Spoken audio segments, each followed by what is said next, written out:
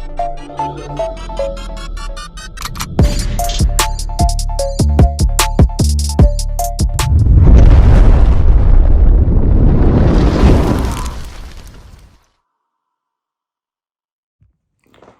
up, squad? We back at him again, man, when they thought it was finna end. Thank y'all for riding with me. Where? You know you forever locked in with your boy Stories with V at this time. You already know what I need y'all to do for me. Like, share, comment, and smash that subscribe button. Why? We on the road to 100K. If you're new to the channel, welcome. Thank you for being here, man. It's an honor and a pleasure. Sit back, relax. I got the rest of the show from here. To the one and only V squad, man, from the bottom of my heart. It ain't no squad like our squad because they don't mob how we mob. So let's continue to push, thrive. 2024 is our year. There's nothing stopping us, man. We getting bigger and better each and every day. So keep the comments coming, the support and the engagement, man. And we going up. 100K, let's get there.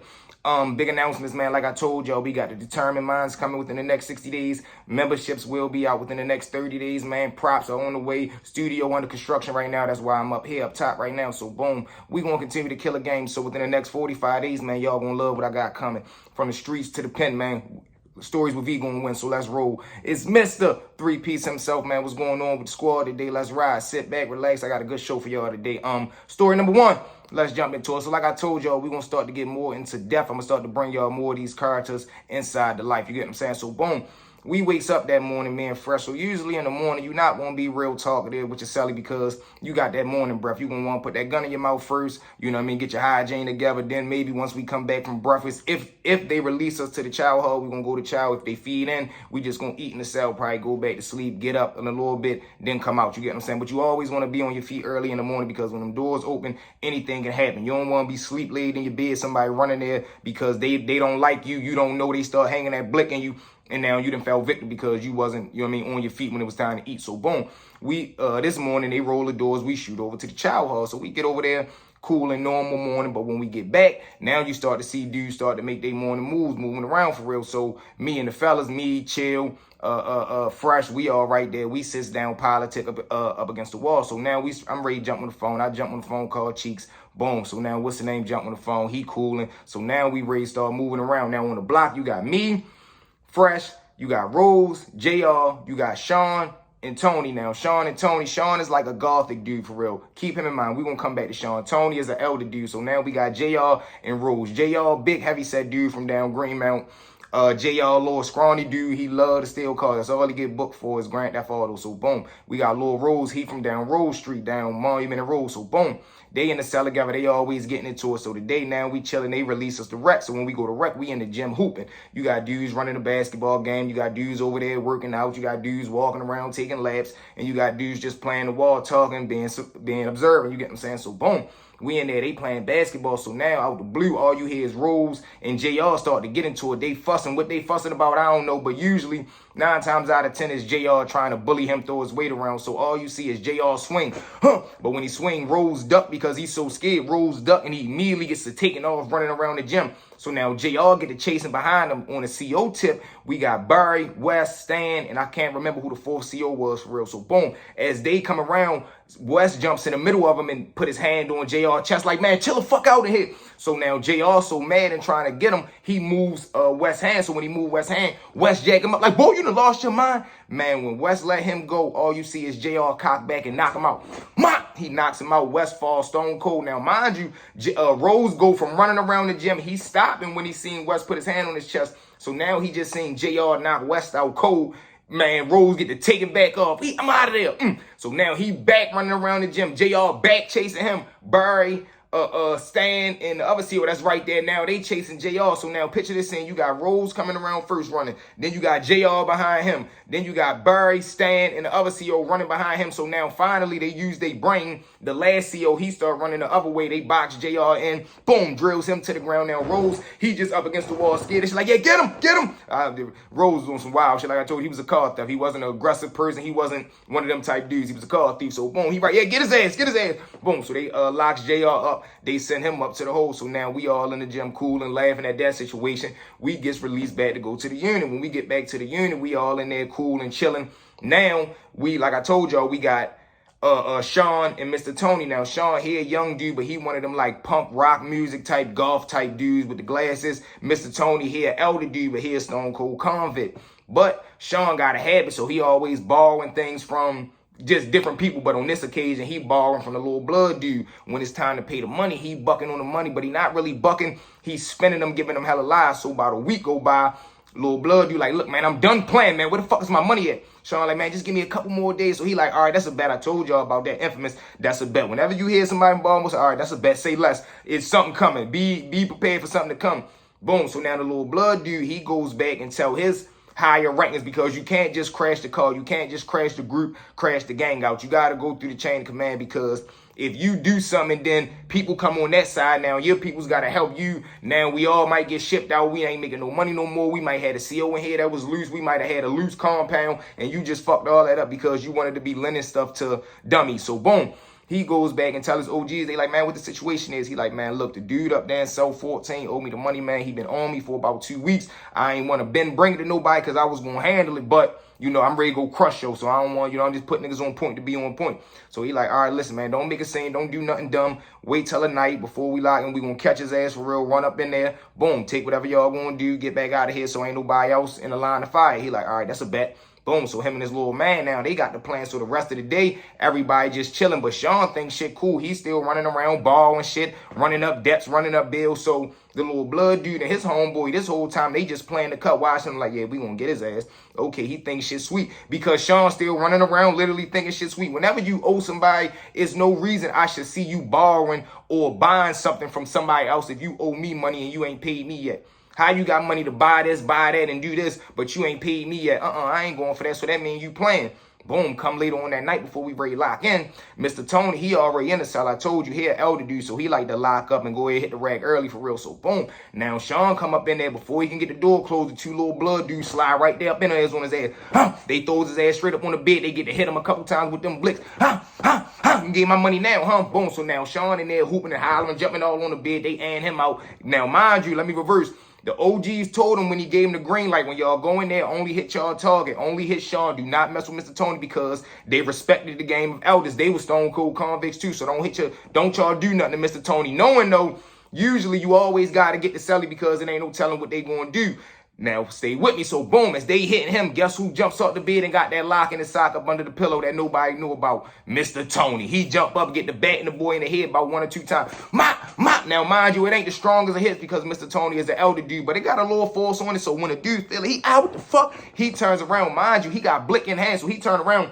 At first, he was ready to hit him, but he think what the OG said because he could be disciplined for that. But then he like, man, this thing got locked. So he just pushes him back. Now, when he push him back, Mr. Tony bumped his head on the rack. Boom. He goes out stone cold here, elder dude. He can't take things like that. And I can only expect how his anxiety and blood pressure was up. He got 2 dudes running in the cell because when he jumped up off the bed and swinging it, get out my cell. Get out my cell. Dude turn around up on him. He just pushes him. Boom. Mr. Tony hit his head, fall out cold. Now, they wear Sean out. They get what they going to get, still up out of their cell. They get up out of there. They go back to their cell. Now, Sean, he crawls up off the bed. He crawls onto the tier. He holding on to the rail. He yelling out for help. Boom. The CO in the bubble. She looks up. She sees Sean right there laid out on the rail. Blood leaking out of him. He yelling, help. Help. I need some help. So, boom, dudes on the tip. Man, we need some help up here, man. We need some help on here. The dudes that rock with Sean, they coming right there trying to help him up. So now they got them, the 2 dudes that rock with him, they carrying Sean on their shoulders for real. They carry him down to the bubble. Boom, they come through the Sally Port door. They take him up to medical for real. Boom, they come back in there. Now when they go to inspect the cell, they find Mr. Tony in there, knocked out, laid out with a little ooh-wee knot on his head. So now they grabs him up. They get Mr. Tony up to medical for some help, man. But that just was crazy because, one, you running around putting yourself in dumbass situations by borrowing things and not having the money, and you spending dudes. Then you blatantly disrespecting people because you owing me and you spending money in my face or you buying shit. I don't care if you borrowing that too. You shouldn't be borrowing something when you owe me. And wild situation because the one person that the OG told the 2 young boys not to worry about and not hit, that was one of the most deadliest threats. Because let's say Mr. Tony would have had a blick up under his pillow and not a lock in the sock. You get what I'm saying? But salute to Mr. Tony too, man, for being a stone cold convict because you can't let nobody just run up in your house, in your cell. When you living in a facility at the time, that's my house for that time. Ain't nobody just coming in here disrespecting my space. Even if I don't like my celly, that's cool. But you better catch him outside the cell. So, you know, that was what it was, man. So with that being said, let's jump into story number 2. Now, story number 2, man, we're going to take it to the streets with this one. And this was a wild situation because this whole day was crazy. So, boom. As I told y'all, we usually load up early in the morning because you want to strike in the morning because most people going to be at work, school, or whatever the case may be. You ain't trying to be active during later in the day. You get what I'm saying? So, boom.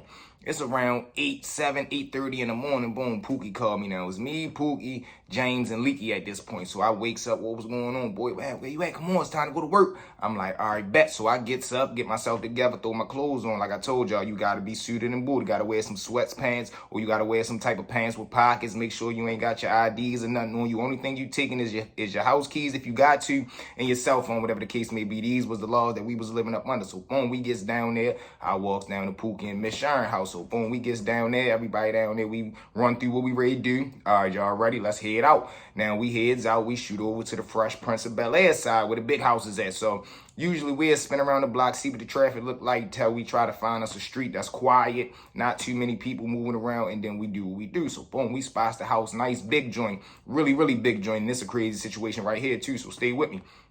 Boom, we walks up, run through the routine, hit the door, nobody answer, shoot round back, scope the scene, put the brick to the window. Boom! So now when we get in there for real, we thinking we ready to hit the jackpot because the house so sweet and so big. Boom, we shoots in there, we walking around. Guess what we see, y'all? It's a motherfucking empty house. I don't know if somebody just was moving out, if they was waiting for somebody to be moving in, if it was on the market. Man, it ain't nothing in there but little paint cans, little paint utensils and shit like that. So we goes upstairs, check, empty, goes down the basement, empty. We like, man, what the fuck? So boom, now we done just motherfucking broke these people window for absolutely nothing. Now we gotta leave out of here, we back on the hunt. Crazy, right? So now we walking around the neighborhoods again, we find us another little target. We like, all right, this is going right here, let's go. I'm like, my man, you sure? Look in the window, make sure as we knock on the front door.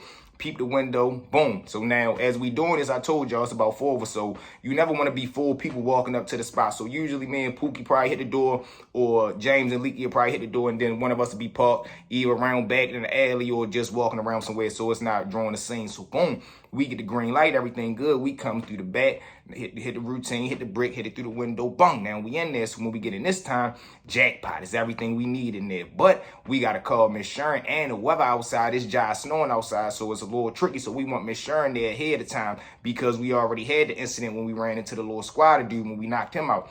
So now we running through, man, check the basement, make sure ain't nobody here. We check through the house, is all clear. So now we begin to load up. We bringing the TVs, the jewelry, the laptops, the game systems. We bringing everything downstairs, putting it close to the back door because usually Miss Sharon gonna get there. She gonna swing around the block, make sure everything clear.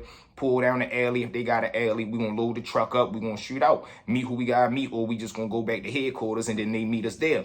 Boom. So we get in there, we start loading everything up. We bringing everything down, Now, mind y'all, at this point in time in my life, I never heard of a silent alarm. I never knew that you can have an alarm system without like a box, without hearing the woo, woo, woo. So as we bringing all the stuff down, we got it by the back door. Miss Sharon called, hey, I'm pulling up now. I'm like, all right, go ahead, swing around the block. Leaky looks out the window. He sees a police car right there. He don't know if it's coming down the street, parking out front, or if they just going past. They stops out front of the house. He like, man, they stop. And I'm like, is they coming right here? Boom, he gets out the car. Now the police officer walking towards the front door. As he doing that, Leaky can see Miss Sharon going past the police officer, going up the street, ready to pull down the alley. He like, yeah, they coming here. So now we ready to run out back. But I'm like, man, we can't leave this shit, because what if we don't get caught? I'd rather get caught with the product than without it. Fuck it, that's just my mindset. So boom, I'm like, man, grab what we can grab. Miss Sharon already coming down the alley. But as we saying that, the phone go off. It's her. She like, hurry up, the police out front.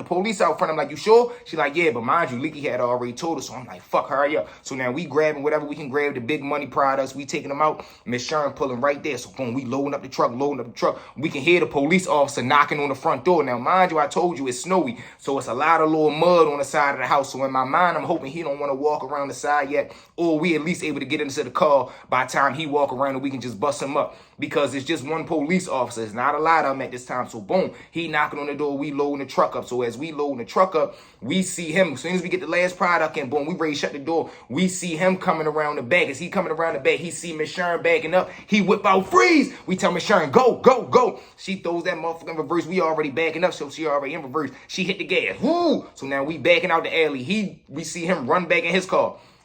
Mind y'all, granted, as we backing up, so he thinking we going to the top. I tell Miss Sharon, no, don't back up, go forward. So boom, she throws it back and drive. She going forward now because he thinking we backing up, so he gonna meet us at the top of the alley.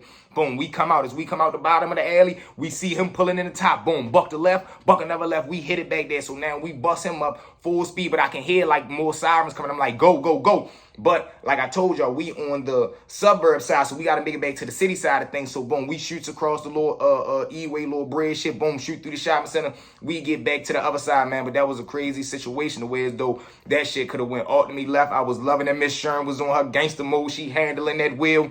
We got back, handled everything we needed to handle, man. But we heard it was a search for us for about an hour around that neighborhood because I had a little Doug over there, a little who the fuck lived over there? I want to say it was Smiley. I think Smiley lived over there. He called like, man, I don't know what y'all boys did, man. The police is over here crazy. They searching the house looking for fingerprints. But I told y'all, we was always tech gloves, everything tucked in. Used to wear tape around the hoodie tucked in, the gloves taped up. It was crazy, man. But thank y'all. Let's jump into story number 3. Now, story number 3 is, man, we're going to bounce to another incident that was crazy because this is what happened when I feel as though when people mistreat you. You get what I'm saying? So, boom, we got me and my man Dre and Dre. Now, when I say Dre and Dre, we got 2 homeboys named Dre. One 1K, one BMP. So, we got us 3, then we got Cell Boogie. Now, Cell, that's a whole nother situation. I done told y'all about Cell, how he like to go out into these suburbs and counties, and then he target people that's out there hustling. He go out there under different names. His name Cell, he might go out there and say his name Antoine. He a cop from the dudes 2-3 times, earn their trust, and then once he get fronted one time, he either gonna take it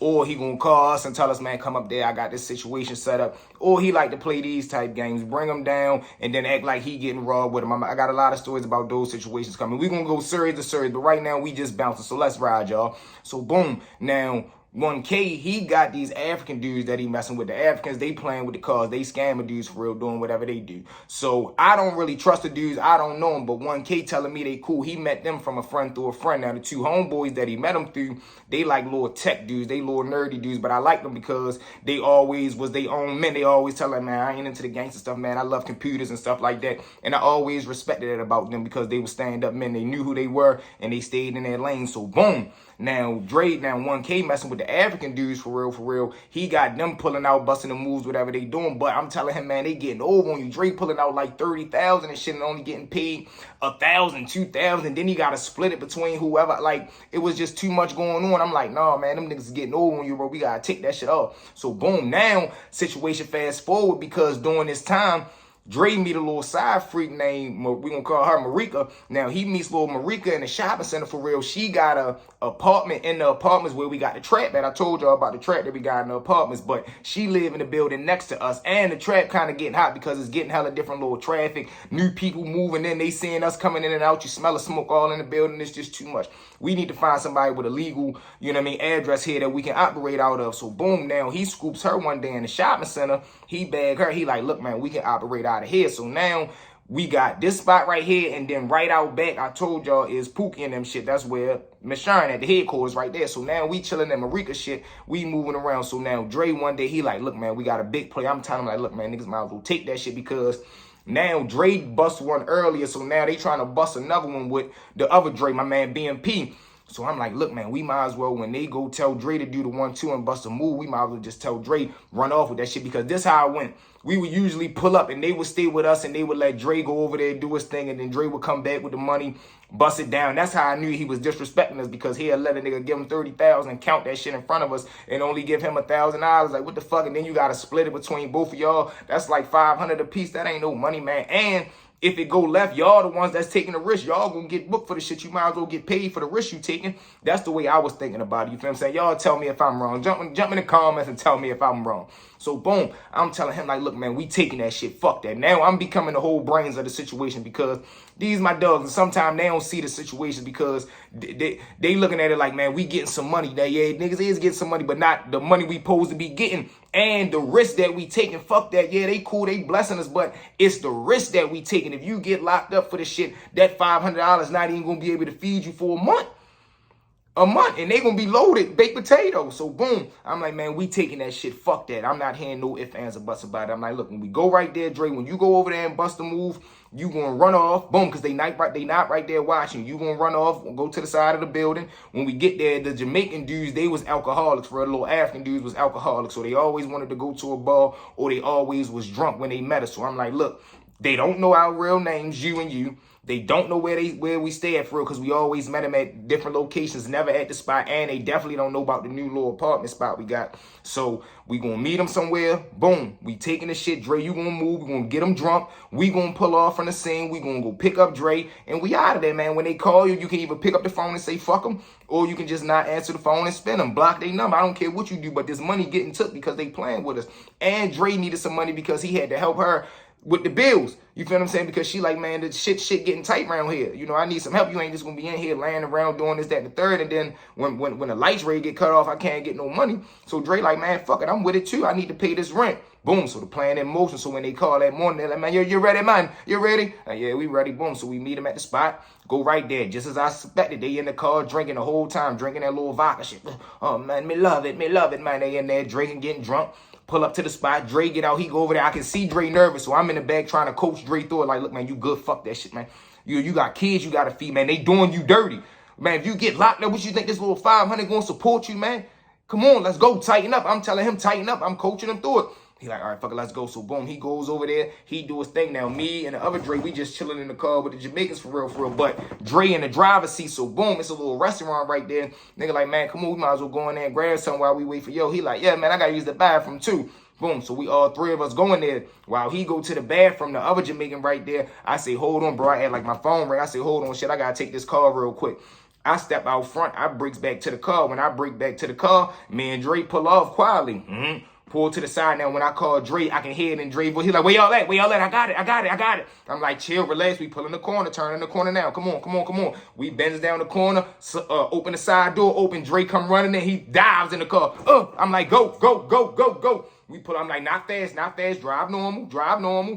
We jump on the highway. Jump back off around the way. We get about 5 minutes away though. They blowing Dre phone up. Where you at, man? I'm telling me gonna cut your hand off, man. Wait, you stealing from me? You still? They saying all this. They're selling all these death threats. We ain't trying to hear that shit. I'm like, man, hang up on them chumps. Fuck them. So boom, he hangs up, block the number.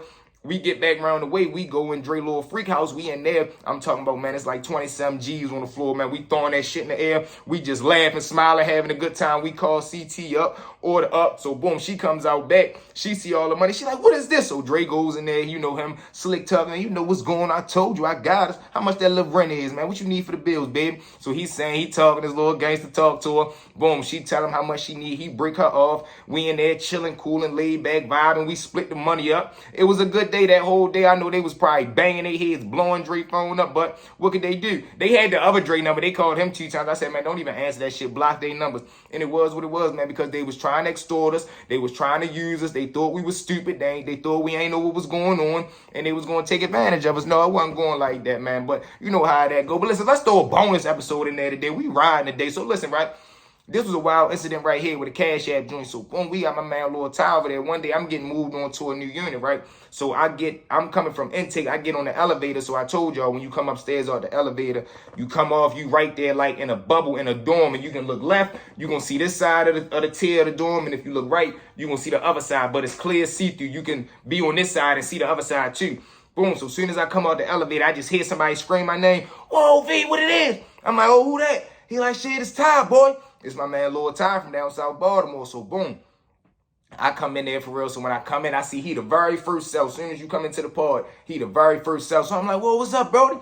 He like, shit, I'm gonna come holler at you, bro. What cell you in? I'm like, I don't know. They ready to sell me now. So boom, they say, V, cell probably 32 or something like that. 32A, I believe. So I go in there for real. I see my celly now. My celly, he look like an old little dope fiend dude. So when I come in there, I'm not laying low. I'm not trying to be, you know, but I'm letting them know, listen, man, you dealing with a man. Look, bro, all I ask is, man, we keep the cell clean, man. I work out. I clean up after myself, man. I just ask you do the same. You feel what I'm saying? After I introduce myself to him, he like, shit, already, bro. Respect, you know, we get the chitter talking. About an hour later, Ty come out because he the working man on the dorm. He come to my door. He like, shit, bro, you good? You need anything? I'm like, hell yeah, bro. I need another blanket for real and another pillow if you can. He like, shit, I'm gonna bring you some snacks and shit over here too. Boom, he comes over there now. He get to hollering at me, telling me how the unit look for real. Who got what, who here. My man Lord E like 5 doors down. As soon as I get in the unit, all you hear is him banging on the door, going crazy. Let me out, man. It's we coming out for. I'm telling my man, you got dudes back there that'll bang on the door for an hour straight. And when the CO get right there, they be like, yes, what is it that you need? What time is it? Like just dumb shit because they so built up with frustration. They mind is just clogged, you feel what I'm saying? So now, like I told you, he telling me to run around. So he telling me, though, I might not be on this side for too long, bro. I'm ready to make a move for him. I'm like, shit, what you trying to do? He like, shit, I got a dude up there. He got a couple strips. I'm ready to bust his ass up. I'm like, what you mean? He like, shit, I'm going to tell you. I'm going to tell him I'm ready to buy it out the cash at. I'm going to tell him, and let me get him until I can send the cash at. I'm going to go ahead and check off, or I'm going to go ahead and move into another unit because he a working man. So he was able to be, you know, he had more rhythm on getting transferred because he had already been there for about a year and a half. He was known on both sides. So if he had the right pull, he could say, look, man, move me on the other side for real. Too much shit going on over here. I ain't trying to get myself into no trouble. And then they'll look at it like, all right, this is our working man. He stay out the way. He's trying to stay out the way. Let's just move. So boom, he go holler at the dude. He like, shit, I'm trying to get 5 strips for real. So he like, all right, shit, what's up? You already know send that cash at. He like, shit, listen, I got you. I got the cash at, but I can't really get to it until I'm able to bust a move. I need the strips to hit the play, and then the money that I'm going to make. Let's say the dude for the 5 strips, let's say he wanted $500. Ty telling him, I got a play that's going to give me $1,000. So when I hit him, I'm going to just send you the 5 and boom. But the dude not going to send me the money if I don't got the product. So I need to get the strips from you. I'm going to hit him, and then I'm going to shoot the cash at. He like, Ty, don't play with my money, bro. We've been cool. I don't want to hurt you. He like, man, come, you know, Ty rocking him to sleep. Come on, man. You know, I ain't never do no shit like that. Come on, son. You playing. Boom. So the boy, he bust the move. He give him the strips. Now, the dude that got the strips, he wasn't even really built to be hustling. He just was so having to come up on a situation that was profitable for him. For real, what it was is he was able to have somebody to bring the shit in. So the dude that he bought it in for him for, the dude promised him, if you get it bought in for me, let's say he got 100 of them, I'll give you 5 of them. So that was his little 5, and he ready to get them took from him. Oh, so sad. So boom, he does that. He get the strips. So now Ty moves. So when Ty move, he go talk to whoever he talk to, tell him he try and get transferred.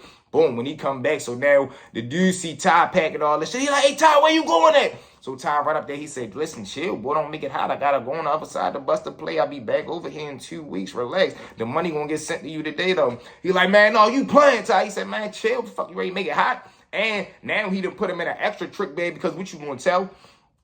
You can't tell what you going to say. I gave him some illegal contraband and he's not. Come on, man. You can't do that. And you locked behind the door, so you can't get out right now anyway. So the only chance that the dude was going to have to get to him was if he caught him on the way to Child Hall, on the walk, or on the yard if outsides came out. But that's how I go. Ty ended up sliding on him with the 5 strips, made the money that he made up off of it, and never sent the boy back nothing. And Ty never came back to our unit. But before he left, he gave me an extra blanket, hella snacks. He looked out for me. That's my dog, man. So free Ty. With that being said, thank y'all for riding with me. Well, you know you forever locked in with your boy Stories of V, man. At this time, check your status one more time for me. Make sure you like, share, comment, and smash that subscribe button, y'all. We on the road to 100K, man. Determined Minds dropping in 45 days. V-Squad memberships going up in 30 days. Interviews dropping soon. Hood vlogs. Best prison stories. Best hood story. Best communications. I got the best supporters, man. 2024 is our year. We will be bombing all year. We here to stay, not to play. I love y'all, man. From the bottom of my heart, man. From V to y'all. V-Squad, let's go.